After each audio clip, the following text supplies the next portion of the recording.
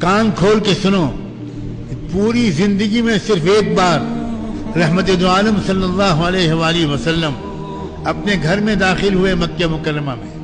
ام المومنین حضرت خدیجہ آپ کی بیوی تھیں، اور آپ گھر میں جب آتے تھے تو کوئی بازار میں گھوم کر نہیں آتے تھے، گشت میں جاتے تھے، لوگوں سے بات کرتے تھے، ملاقات کرتے تھے، دعوت دیتے تھے۔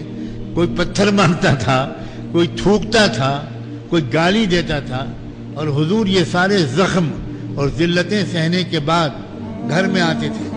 تب بھی اپنے غم کو گھر سے باہر رکھنا یہ سنت ہے۔ اپنے ٹینشن کو گھر سے باہر رکھو۔ گھر میں رہنے والی عورتوں کو اس غم کی سزا مت دو۔ تو آپ مسکراتے ہوئے گھر میں داخل ہوتے تھے، سلام کر کے گھر میں داخل ہوتے تھے۔ ایک بار زندگی میں یہ ہوا کہ سلام بھی کرنا بھول گئے آپ، اور مسکراہٹ آپ کے چہرے پر نہیں آئی، کیونکہ بہت ظلم سہ کر آپ گھر میں داخل ہوئے تھے۔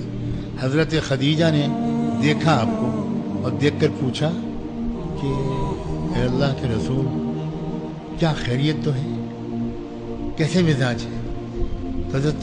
حضور نے کہا کیا بات ہے؟ کوئی خاص بات نہیں۔ حضرت خدیجہ نے کہا کہ نہیں، آج آپ نہ تو مسکرائے ہیں نہ سلام کیا۔ اللہ اکبر! لاکھوں درود و سلام ہوں رحمت دو عالم صلی اللہ علیہ وآلہ وسلم پر۔